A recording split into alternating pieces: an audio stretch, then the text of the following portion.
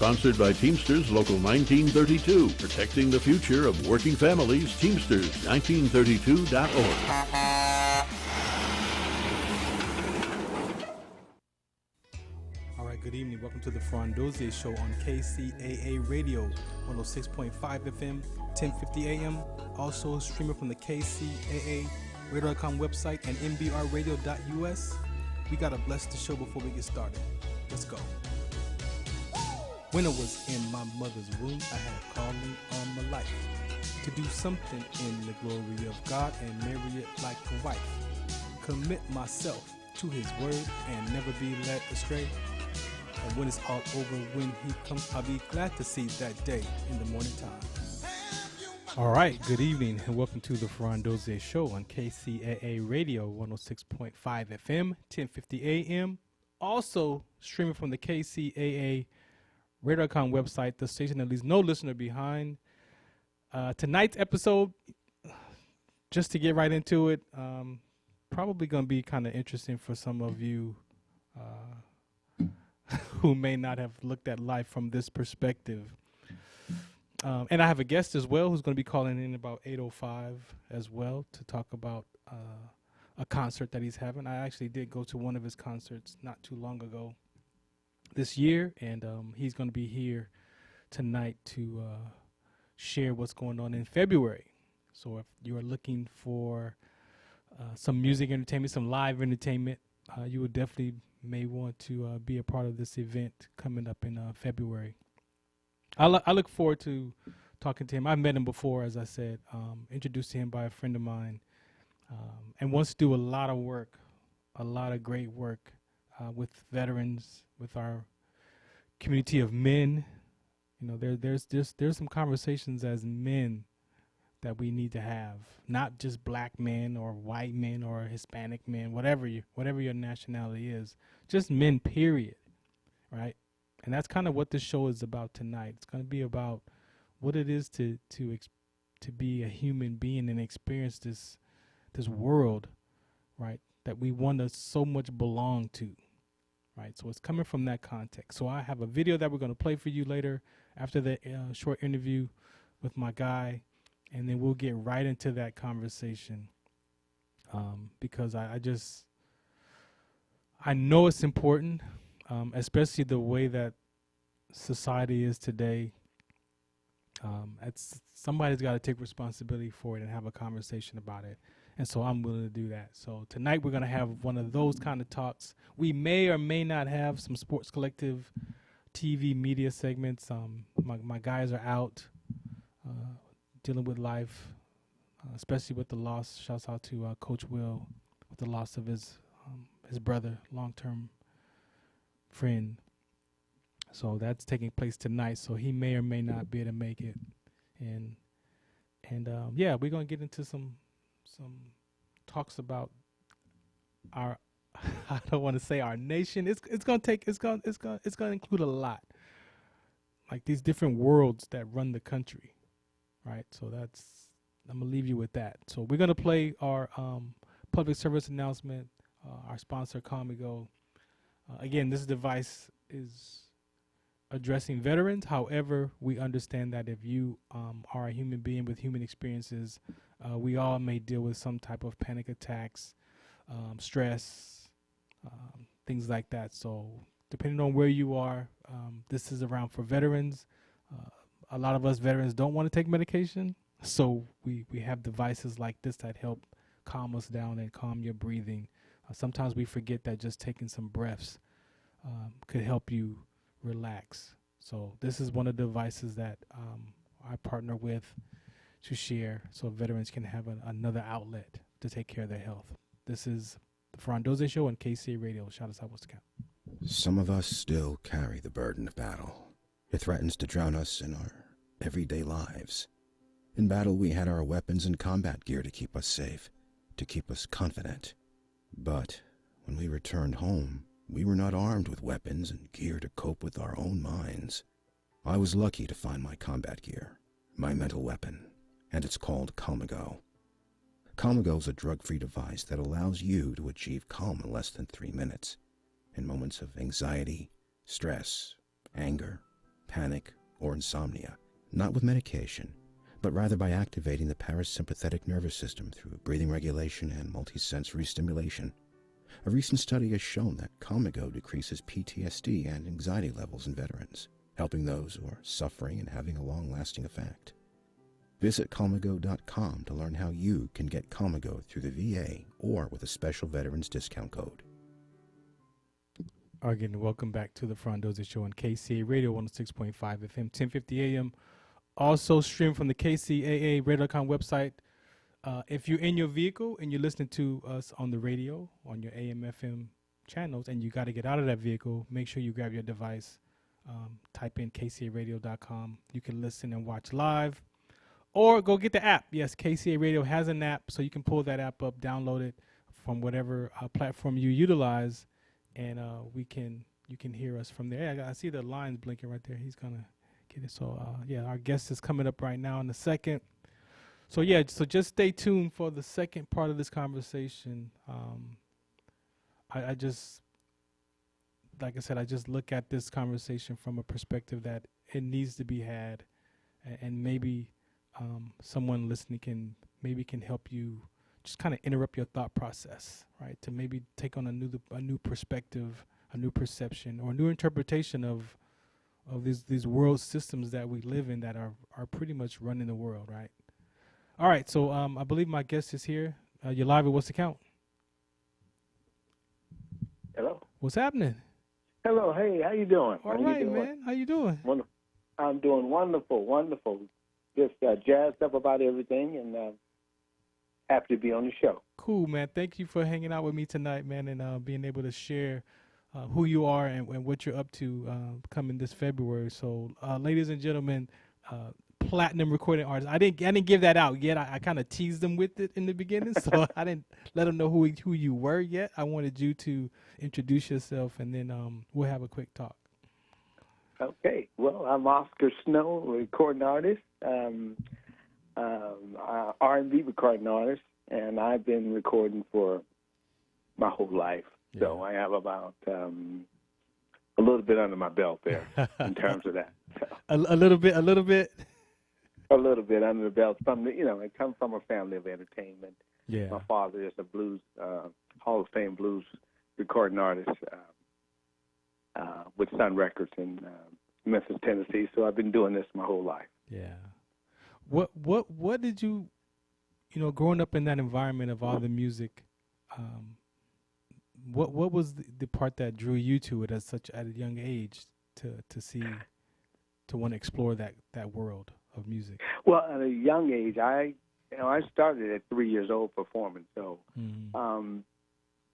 it was more my father, and it was more a family gift, a gift that was handed down. I come from a family of 10, and pretty much all my brothers and sisters had musical talents in playing instruments, and I was instrument player and a singer. So I just loved to sing, and that's what I did the whole time. And one of the things I did, just to segue into what I'm doing on February, one of the artists that I used to love to hear and try to sing was Teddy Pendergrass.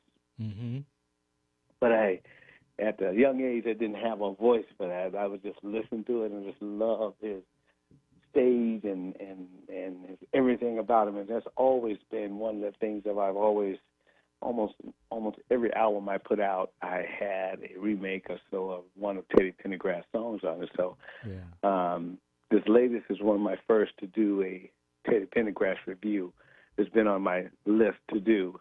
Oh, yeah? And to do a Teddy review, because I think he has such a great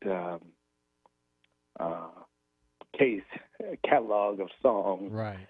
And the way he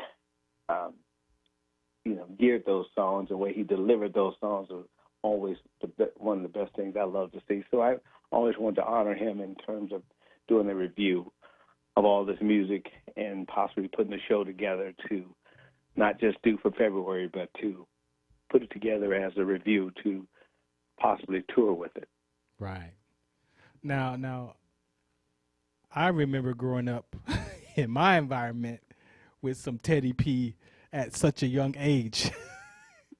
and then I look back and I look back today at 54 and I'm like, man, like what was a 9-10-year-old over there singing Another Love TKO? Right. And it was one of the things my mom used to say, this song is too mature for you, but I just love the way he, so did it, closed the door. I know some of the stuff I didn't know what it meant. Right. In that sense, but I just knew it sounded good, and when I heard about some of the shows he would do and how the women would react to it and those types of things, I was like, whoa, I didn't know that was going on. An all-women show, and it was just something that you don't do nowadays right now. No one has that vibe that he had. Yeah. On stage as a solo artist, not all the dances, not all the, all that on there to distract you dancers and stuff.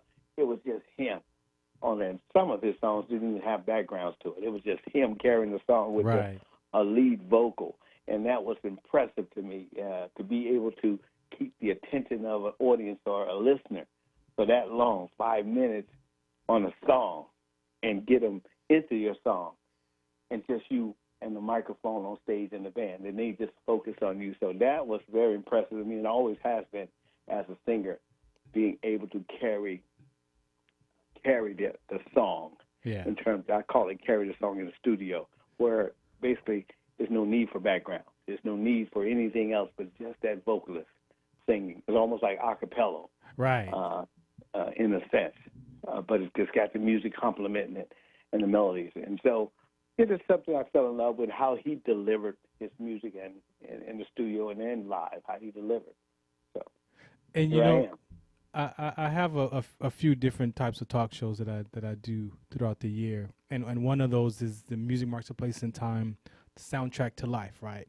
And most of us could look back in life where these songs are a soundtrack. They you hear that one song, even for me, just looking at his playlist of songs, just Come On and Go With Me, like that takes me back to my dad, like riding in my dad's Cougar, and just hanging out with my father. So, thinking about the songs that you sing or your dad's song, what reminds you of your father? Like when that song comes on the air, or you put that CD on, do you have a song that reminds you of your father? Actually, the last song he recorded that I re-recorded of his is a blues song that you would be familiar with. It's called Down by the River. Okay. And that's really one of the songs that remind me of my father. He had his own kind of mojo of how he did songs, and he was ahead of his time. Yeah. On his vocals again, and he spoke the truth of him writing. I love writing, and so when I hear a good written song such as that, he would write. He would write just simple things like, "I was born on a little house, way down in Tennessee." And we just do that. It just be something that, talking about his birth or what he what he went through and the age he left home and just the struggle. Right. And blues, my dad used to tell me, blues, you can't sing blues, son, but you will later. He told me you will later when I was young. He said, because you go get your own blues, huh? You have to feel blues and you have to go through it. And when you go through it, you'll understand it. And that's one of the things me and him had that discussion all the time. And until that time came, I didn't sing any blues. Right. And until I went through them and I heard what he was singing. But me and him had that thing. I would sing the R&B and on the show, and then he would sing the blues on the show. And it was kind of like that generation. And that's one of the things I put on this album I had last. It's called My Journey. Yeah. It goes from me going from my R&B music roots and going down to my dad, doing half of the album with my dad's roots. That's nice. And it's called My Journey. I had to get to that. That's nice. All right, so February 15th, 2025, from 7 to 10 p.m., Teddy Pendergrass Review, hosted by you, Oscar Snow, at Canyon Crest, right? Absolutely. The Canyon Crest Winery. You can go to canyoncrestwinery.com. It's the 301 East Alessandro Boulevard, Suite 3A in Riverside, California, 92508. Where can they get the tickets? From that website? Yes, get them from that website. And also, we'll have a comedian there as well. Boom. Mr. Howard. Okay. Howard would be there. And also, we'll have Chef Trendy will be there with his great food. Cool. Coming. So it'll be a treat. Please come out and see me out there. Man, I appreciate you for your time again. This will be embedded in the show, and I'll make sure you get some copy of this so you can have it so we can promote your event February 15th, 2025 at 7 p.m. to 10 p.m. Tickets are $25. The canyoncrestwinery.com. You can get your tickets there. Make sure you come out and support and have some fun with us. I will do. Thank you. Thank you for your time, sir. Thank you. All right, appreciate you. All right, this is the Farron Dozier Show on KCA Radio 106.5 FM, 1050 AM. Also, streaming from the KCARadio.com website, the station that leaves no listener behind. We're going to play the Comigo, and we're going to play a sickle cell PSA, and we're going to come back and we're going to get into this conversation that I have for you tonight. I appreciate you for listening in. Shout us out, what's the count? Some of us still carry the burden of battle. It threatens to drown us in our everyday lives. In battle, we had our weapons and combat gear to keep us safe, to keep us confident. But when we returned home, we were not armed with weapons and gear to cope with our own minds. I was lucky to find my combat gear, my mental weapon, and it's called Comigo. Comigo is a drug-free device that allows you to achieve calm in less than 3 minutes. In moments of anxiety, stress, anger, panic, or insomnia. Not with medication, but rather by activating the parasympathetic nervous system through breathing regulation and multisensory stimulation. A recent study has shown that Comigo decreases PTSD and anxiety levels in veterans, helping those who are suffering and having a long-lasting effect. Visit Comigo.com to learn how you can get Comigo through the VA or with a special veterans discount code. That one. Do you remember studying sickle cell in biology class? What's the Count on Sickle Cell Trait Prevention is here to bring you awareness, education, and prevention conversations around the risk factors of this inherited gene. Visit wdconsct.org. All right, welcome back to the Farron Dozier Show on KCA Radio 106.5 FM, 1050 AM. Make sure, you just go and after the show's done, you can find us on all the different platforms, YouTube, wherever you get your podcasts, download your podcast, that you can find it over there. All right, as we get this video together for you to play tonight's episode, I want to talk about the worlds that control this world, right? And so we're not talking about the world, planet Earth world. We're talking about the cosmos, the systems that run this world, right? And you hear people point to these systems, right?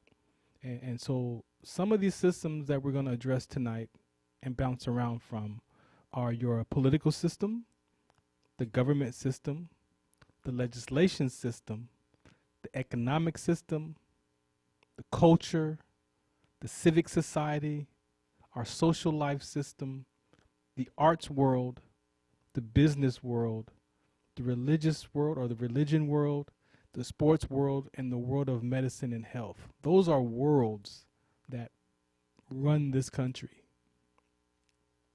Like, they run this country. And we have opinions about these worlds too. Not only that. Not only do they run the country, but for some people have some very strong opinions about these systems. And we point to these systems, whether they are systems that include us or whether they are systems that exclude us. And my point to the context for this conversation is not about what this guy is saying as far as Donald Trump and the political aspect that he's pointing to, but it's important for you to listen to his experience of these systems and how he got to the point where he is in this 6-minute talk. Yeah, it's a 6-minute talk, just about. So I want you to listen, not from the upset of whatever your political beliefs are for yourself. Not from that perspective. This is not about politics. This is about us as human beings and our experience inside of these systems that sometimes we're drawn to, not because we want to be in that system, but because that system accepts us because we want to belong to something. As my friend Caldwell says, one of the most important things for human being is to belong, to be included. And you know what it feels like when you're not included. All right, so I'm asking you to listen to it from this perspective or perception or your interpretation of what it feels like, not what you're doing, of the activity of not being included, like getting picked last, but what does it feel like when you get picked last, right? If you ever got picked last, not the picking of the being picked last, but the experience of that emotional part of being picked last, right? And so I want you to listen to this guy's talk, and then we're going to come back because I want to speak to the emotional part of what he's saying. So I want you to listen to how he describes his experience in this conversation around the political system. All right, this is the Farron Dozier Show. Listen up.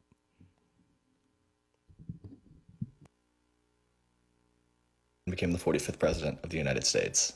I grew up in a very conservative area, and me and all my friends, young teenage boys, were of course very conservative, and all we were excited about was making fun of the triggered people online who were crying hysterically and thought the world was ending.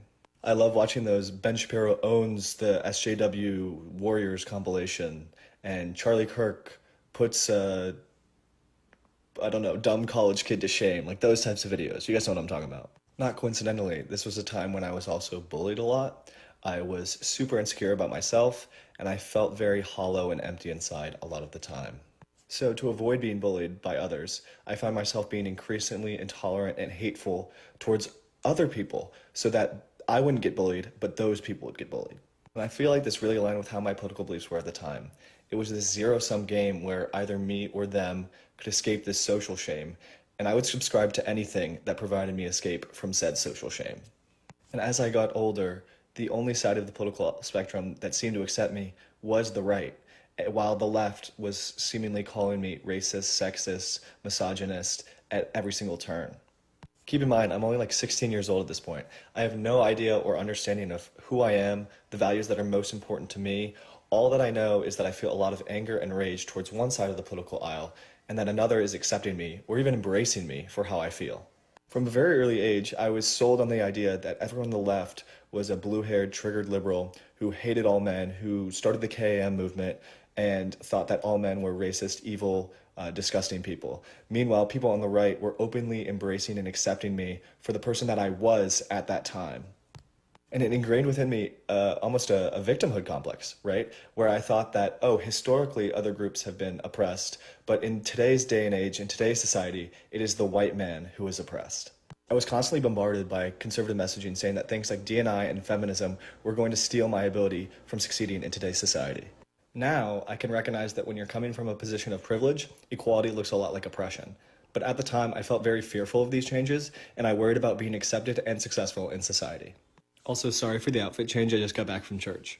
Now, the first time I realized that my worldview may be skewed or maybe wrong was senior year of high school. In my English class that year, we read a book about an African-American family dealing with the consequences of redlining and white flight. Now, I would definitely recommend you do your own research about redlining, but in short, in the 1950s and the 1960s, property owners refused en masse to sell homes in the suburbs on the basis of race to African Americans, who were then forced to remain in the cities. There was a huge demand and transfer of wealth to the suburbs, so the property values of those suburbs shot up exponentially, while those in the cities fell drastically. This meant that the property values for African Americans decreased solely on the basis of their race, while the property values for white people increased solely because of their race. Now, this is a clear, cold-cut indicator of systemic racism that impacts people and families to this day, and it was a real wake-up call for me. And this was the first time I realized that maybe I was wrong, and that the grievances that these communities have are actually rooted in fact and historical context. Maybe I've been misled and misinformed by the political pundits that I listen to. That was all but confirmed for me on January 6th. Instead of conceding with grace and honor like a real man, Donald Trump cried for 3 straight months after losing the 2020 election, citing baseless claims of fraud and rigging for why he lost, and blaming everyone but himself. He brought into question the sanctity of our democracy, our elections, and our institutions, and he effectively riled up his base in advance of January 6th. That same base committed violence and an insurrection on his behalf that day. And as I was watching that unfold on television, I thought to myself, wow, how can these people be doing this? How can they believe the things that are coming out of his mouth? And then I realized that up until a few months ago, I was the same way. I believed the exact same things that those people believed, and they were storming the Capitol. Now, the main takeaway I had from all of this is that Trump benefits from the rage and the anger and the spitefulness amongst young men. It helps him win elections. Conservative pundits like Charlie Kirk and Ben Shapiro make their livings and careers off the frustrations and grievances that young men feel. Elon Musk gets billions of dollars of government subsidies and tax cuts because young men are angry at women and immigrants and not billionaires. My point being, everyone on the right directly benefits from the disenfranchisement that young men feel. So why would they ever attempt to solve it? Why would they provide meaningful solutions for you and me when they make money and win elections capitalizing off your anger and frustration? They won't. They will only provide you with new enemies to channel your frustrations onto, but never the ones that are actually causing it, themselves. It's not a coincidence that the more young men follow people like Donald Trump, Elon Musk, Charlie Kirk, and Ben Shapiro, the more angry and frustrated they will become. Therefore, I think it's really important as men that we look inwards at the anger and frustrations that we feel, rather than projecting that onto others or looking for others to blame. Calm your mind, calm your heart, listen to those that you disagree with, and empathize with those you don't understand. It is not masculine to be embroiled with anger and rage. It is not masculine to bully the downtrodden or the oppressed. It is masculine to regulate your emotions. It is masculine to show empathy for others. Be a rock against the waves. Do not allow those who stand to profit off of your anger exploit you and only further those emotions. My hope for young men is that you pay close attention to the next 4 years under a Trump presidency. Focus on what material benefits a Trump presidency brings you. If you didn't get to see liberals cry or scream because Trump got elected, if you didn't get to see college students getting owned by Charlie Kirk on campuses across the country, or if you didn't espouse hateful things with the specific intent of upsetting others, what would your top political priorities be? His promises of lowering gas and grocery prices will not happen given his proposed economic platform. Trump will not lower the cost of housing, of healthcare, or your taxes. He is not working for you, he is profiting off of you. When your entire ideology is structured around making others sad and unhappy, you will not find peace within yourself or happiness in your own life. Escaping the pitfalls of the far right has made me a better man, more secure with myself, and happy with the world around me. If any of this resonates with you, know that you are not alone. All right. Again, welcome back to the Farron Dozier Show on KCA Radio, 106.5 FM, 1050 AM. All right. So I hope you had an opportunity to listen to that. Like I said, this conversation is not a political conversation. I don't have any issues with none of the politics in this world systems. I got no grief with Trump or anybody, not my stance. My context is, did you hear the gentleman share how his life got into that conversation, right? And so what I'm pointing to is that emotional experience of what he shared from, not the political part of it, the emotional state that he was in at 14 years old is what his age was. Now, the work that we do, the work that's important to me is the experience of being included and excluded at that vulnerable age of 12 to 14 to 16. If you understand that part of life, and maybe you don't, that's what I'm pointing to. So it goes back to that vulnerable age. We understand and we learn and we teach from that 12 years old. By that time, you are now disconnected from your parents. You're not talking to your parents as much anymore because of a disappointment or upset from your mom or your dad, or if you got both parents, if you got one parent, whatever that is. There's a disconnection, natural break in communication between you and that parent. And then you turn to your peers for love and acceptance and whatever that sense of belonging is that you're looking for that you didn't think or you don't think you got from your family. See, I'm pointing back to the family. I'm pointing back to the mom and dad. I'm pointing back to what the root of this conversation that I'm having with you, from my perspective, is an important view to look from. So if you're 12 years old and you're going from elementary to middle school, and this transition in life has taken you off away from your parents because my dad wasn't there for me, or my mom abandoned me, or my dad wasn't there, or my mom, well, whatever that story is, that story could impact the transition of that sense of belonging. And then when that sense of belonging is fractured or thwarted because now I can't communicate, my mom don't listen to me, they don't listen to me, then you turn to your peers, and now you're susceptible for all these different systems of the world that you're looking to now connect to. Because what happens is when you turn to your peers for love and acceptance, guess what? Oh, that's all trial and error. So I'm 12 years old, going into middle school. I got more teachers, more classrooms, more people, and now I'm trying to figure out, where do I fit in? Who am I? My identity. And if it's not in sports, if it's not in some club, if it's not in some group, or it's not connected to your family, then guess what you're susceptible to? Gangs, drugs, predators, political systems, these world systems that says, hey, we accept you over here because whatever that fracture you're dealing with, whatever that pain that you're dealing with, you might find it in a political party. You might find it in one of those world systems where you feel like you're accepted, where you feel like you belong. Some of us is not as detrimental as a gang. Some of us mine was basketball. My transition from elementary to middle school was basketball. That's where I made friends at, on the court. To belong, to be a part of. But that became an identity. To belong. So what was yours? What was that transition for you? You see, a lot of things in life happen, right? And everybody has their own version of these stories. As I gave you, his conversation was a political system conversation that he found at a very young age. He was like 16 because somebody spoke to that pain inside of him that had him, hey, at least, because again, did you hear that he was being bullied? So now, again, you don't talk to your parents as much. You turn to your peers, and what do your peers do? Your peers bully you because of what? I mean, that's just what our peers do. But that's why suicide is such a public health issue. Now, a lot of times when you look at the bullying conversation, bullies project that on somebody else, so at least I'm not being bullied. And he says that out of his own mouth. But he was drawn to a political system. Right? So you have the political system, the government system, the legislative system, the economic system, the culture, civic society, social life, arts world, business, religion, sports. Do you understand that some people turn to sports to belong, and then they kill each other over a basketball jersey or a baseball jersey or a football jersey that they don't even own the team?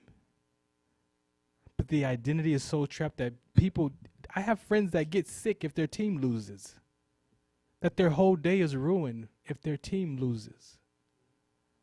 That is an identity. That is the sense of belonging. It's not, and this is not right or wrong or good or bad. This is not one of those conversations. The context of it is to recognize your identity. There's no wrong identity. I got a basketball identity. I got a military identity. I'm a dad. I'm a father identity. I'm a grandpa identity. I'm a radio broadcaster. Like, I got a bunch of identities. I'm a sickle cell trait advocate. I have all these identities. But what are the ones that run your life that doesn't allow you to just be okay with people? I advocate for sickle cell trait. That's a whole world about what it is to have sickle cell trait and what you shouldn't be experiencing. Do you understand? There's a whole world. Some of the specific areas of this globalization conversation is information. When I grew up, we didn't have a iPad in the house or a computer in the house. I had the Eyewitness News on Channel 7 or whatever. That's what my grandmother watched. It wasn't even about the newspaper. It was what came on 11 o'clock news at night. Today, you can pull up whatever happens in another country in the palm of your hand right now and tell me you don't have an opinion about that. Tell me you don't identify with it or against it. You agree or disagree with those information systems. Technology is another system. That's a whole world. We own it right now. I got a computer in front of me. I got a computer and a phone. I don't even need the computer. I can just do everything that I want to do right here on my phone. But I brought this is technology. I have an opinion about it.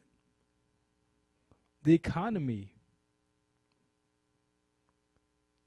We have this whole conversation about the economy.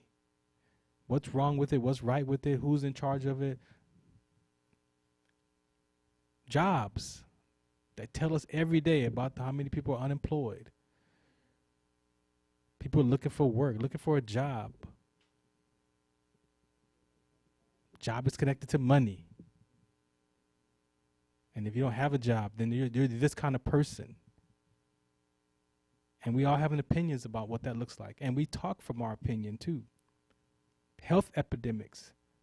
We just came out of COVID-19. All of those world systems was impacted by a virus, just the same. Every conversation that I just shared with you from a world of perspective was impacted by a virus. Health epidemics. It's not just AIDS anymore. There's a lot of health things that are going on in the world today, and we all have views and opinions about it. Our culture. I'm black, yes, but I keep hearing, oh, the black culture controls. Without our black culture, why? Who cares? My identity is not in my culture. I don't have an identity in politics. I have an understanding about it, but my identity is not trapped in that. The music and arts, that's a whole world by itself, and we hear what's going on in that world. From Puff Daddy to Jay-Z, there's positive, there's negative, there's music does this to the mind. All these things about that world of arts and TV. This is art. Be on the radio. Fashion. Fashion is a whole world. People telling you got to get rid of those old clothes. You got to do this with your clothes. How do I look? Like all these things about fashion. There's so many opinions around these conversations. Traveling.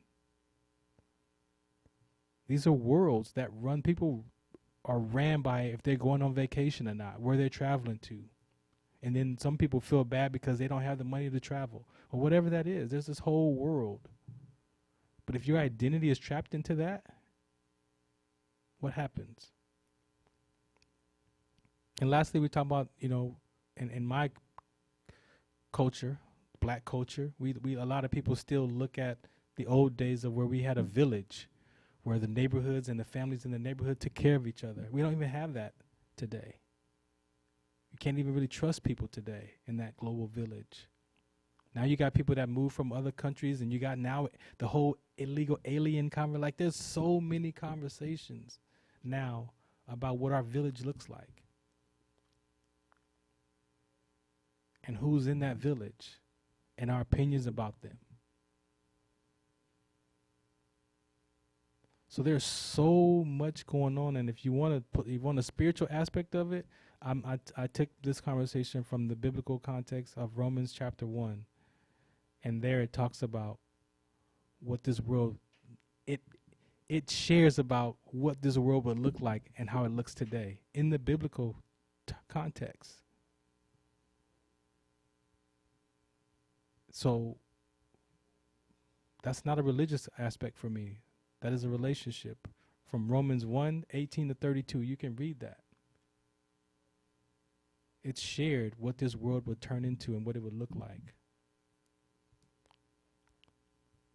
So understanding that, I'm just saying, if you look at what this gentleman talked about, not the political standpoint, but to understand that his experience of being excluded or being included. You see, sometimes people they feel like they're included by their race. And people say, well, at least I ain't black. But they deal with the same trials and tribulations and same circumstances as people of color, of whatever color. We're not different. We all dealing with some circumstances, some concern, and some worry in our own version. And depending on how you were taught to handle that circumstance or worry, that's from your environment. And sometimes that is passed down through the DNA and the fibers of how your family thought and thinks. And it's not right or wrong or good or bad. But how do we alter this conversation? It's going to start with our children. Us as adults, if you're my age or older or younger, sometimes we're set in our ways. This is just the way the world is. This is just the way these systems are. You don't think that you can alter these systems. Well, it's not about you altering the system. It's about you altering your perspective, your perception, your interpretation of what's going on. That gentleman looked in his life and realized that the same bullying that he was getting bullied by, he was doing it to another population, to another community of people. You see, because exclusion is emotional, but also being included is emotional, especially if it's from a fracture, if it's from an upset. See, we forget that a lot of families that came here that are white-skinned are not from this country, that they fled their own country coming to the United States for a better opportunity, for a chance to have something for their family. But they were fleeing from their own country, from whatever was going on. But did they ever deal with that emotional fracture coming to this country? Did that get passed on in their ghettos, in the Irish ghettos, in the German ghettos, in the Italian ghettos? So it's not just a black culture. Yes, we have our own fracture that some of us still deal with. I don't deal with that. I understand it. I acknowledge it, but Farron doesn't live from that slavery fracture. Some of my family members still deal with the Jim Crow law era, another 100 years of being treated as 3/5 human. I don't have that. I could, but I don't, because my family didn't speak from that. They didn't speak from an upset. We learned from that, and now it's my turn. So don't forget that there were second-class citizens that came here that were hyphenated, just like African Americans and Hispanic Americans and Asian Americans. They were Jewish Americans. They were Italian Americans, Irish Americans, Polish Americans. They were all unhyphenated by Ronald Reagan in 1981, if you want to talk politics. But that unhyphenated of the white skin to include them as white was an emotional inclusion wound, because now they can check the white box. But as he mentioned, why would people go by what Trump says and then attack the Capitol? Like, why? Well, because people still don't get along. People have their opinions about their stance. And so it doesn't just happen in politics. It happens in sports. It happens for some guys who go to prison and they follow that Muslim community and they find that. And they now, the white man is the evil one. Like it shows up in all of these different systems. For me, it was so nice to see this video today because it spoke to the exact conversation that I want to have in this world. Now, with not a blame or fault to the child, to his parents, but what was going on that his parents didn't see that he was being bullied? I don't know his family dynamic. But can you imagine in your own life of not being able to go to your parent and say, hey, man, they're bullying me. It's bothering me. He didn't have that. So what is that we need to be about to restore our family? The Bible says, honor your father and mother and obey your parents. That's two different topics. Honor your father and mother is how you think about your parents. And I loved my mom and dad, and they got on my nerve. But I had to find out what that fracture was of why they got on my nerve. Now, my dad's passed away. I love him. We healed. I love my mom. I have no problems with my parents. And now I'm free from those conversations of I'm not good enough and I'm not worth it and I'm not this and I don't belong and I'm on my own. Those happen early on in our childhood. And again, we turn to our peers for love and acceptance and the sense of belonging. And then what happens when that relationship with your peers breaks? Then you're on your own, or you don't belong, and now you're looking for something outside of your peers to be attached to be connected to belong to. It's no different than why people join a gang. They still join gangs to belong to something. We need to belong. We need to be accepted. Like, we need that. But guess what? You don't need that from another person. You don't need that from a community of people first. You need it for yourself first. So I'll be talking in 2025 more about these conversations. I'm looking at the interpersonal relationship, which is the relationship with yourself first, because we too focus on the interpersonal relationships with one another. And it's difficult to have those conversations when I'm over here suffering in silence that I'm not worth it and I'm not good enough, but yet I want to be friends with you and hang out with you. But as soon as you cross that line, then we're no longer friends. Or if you speak to one of my wounds and I didn't give you permission to speak to that wound, then now we're not friends no more, because you can't talk to me like you can't point that out. And you hear people want loyalty, they want, trust, all these different things that we want from other people, but we don't have it for ourselves first. So how do you restore that first? How do you get that back for yourself first? We're social beings, yes. We want to belong. But we got to be able to tell people, or tell our children, hey, everybody's not going to like you. Everybody's not going to be a friend. Everybody's not going to talk to you. Everybody's not going to date you. Everybody's not going to want to hang out with you. That's got to be a truth.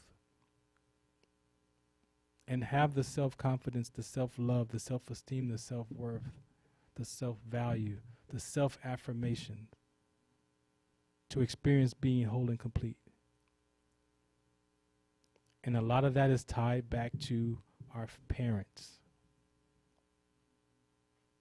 to our family. So that conversation that you heard, that can be healed. That's somebody who's willing to do the work. And some people some people aren't willing. Some people want to be right about this world systems. They call it resigned and being cynical. It's not wrong, but you're just going to get the life that you're going to get living and thinking about that life or that system that way. You can blame the system or take responsibility for your life and figure out how to maneuver through the system to make it work for you. But you have a choice. You can be upset or frustrated, or at peace and have patience and calmness and kindness. But you have a choice. And I believe that has to be a conversation, not just with us as adults, but with our children, with our families, to renew, to reconcile these relationships, to have a level of self-forgiveness first, self-love, and then you can start to restore relationships outside of you. Sometimes you got to go and dig and look at the root of that conversation. Not to live there, not to dwell in it, but to be free from the story. I found 10 stories. 10. I found them in the Bible as a stronghold or an affliction. And I've done work around those to soften my heart where I don't have a problem with people. When my friends say I can't stand the white man, what white man you talking about? Hold on, you just can't say that stuff around me no more. What white man are you talking about? Because their white skin doesn't mean they don't have the same kind of circumstances and concerns and worries as you do. See, we discount the experience. I'm not talking about the activities of diversity and inclusion where you open up this door for me. If you open up that door for me and I'm not emotionally healed, I'm not going to go through that door. You can give me all the education and job opportunities you want, but if I don't experience the inclusion of myself, I'm not going to go through that door. Sounds good for you, not me. My environment says I got to go get a job over here. I can't be no rocket science. I can't be that type of work. I can't do that work. But I can't be an engineer because I'm black. Blacks aren't engineers. We have all these different stories connected to these systems of what you can and can't do because of whatever that conversation was. But what if you looked at what was you born for? Use a job to pay your bills, but then discover what God gave you that you were born with that you can have a conversation with.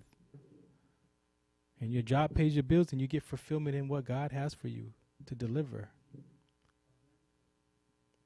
But we can no longer discount the human experience.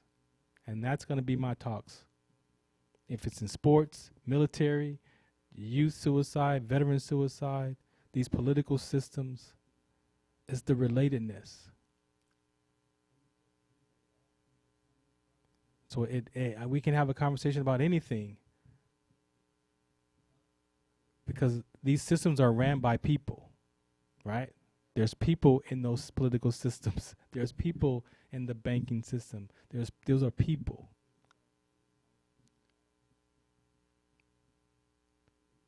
And how do you free your mind from those experiences so that you can figure out who you want to be and do what you want to do? That is the conversation that we're having. I'm ending the year with that because this is what I realized for myself. Somebody's got to talk about it. You know, sometimes failure is just doing what you don't want to do and you're doing it anyway. Because you're complaining about not wanting to do it and you're not doing it, so then you don't have resilience because you don't bounce back from it because you start a project and you really don't want to do it, but you do it anyway to look good or whatever that is, and then now you're not even taking care of it. Now you got 10 projects and now you feel bad because you don't even want to do none of those, but you feel stuck. No more. So we're going to have some conversations in 2025. I got a few different platforms to have them on. And that's going to be the talks. We're going to have the Sports Collective, you know, and the highlights. But there's a piece of this conversation that we have to address because sports is a world too. And people's identity is trapped in some of these worlds. And it's not wrong. It's not right. But it's definitely something that we need to address so people can be free to be. Right? This is the Farron Dozier Show on KCA Radio 106.5 FM, 1050 AM. I appreciate you again. If at farrond.com if you want to have more information or you want to follow along. Again, we'll be back 2025. Farrond.com. Shout us out. What's the count? Some of us still carry the burden of battle. It threatens to drown us in our everyday lives. In battle, we had our weapons and combat gear to keep us safe, to keep us confident. But when we returned home, we were not armed with weapons and gear to cope with our own minds. I was lucky to find my combat gear, my mental weapon, and it's called Calmago. Calmago is a drug-free device that allows you to achieve calm in less than 3 minutes in moments of anxiety, stress, anger, panic, or insomnia, not with medication, but rather by activating the parasympathetic nervous system through breathing regulation and multisensory stimulation. A recent study has shown that Calmago decreases PTSD and anxiety levels in veterans. helping those who are suffering and having a long-lasting effect. Visit Calmago.com to learn how you can get Calmago through the VA or with a special veterans discount code. KCAA.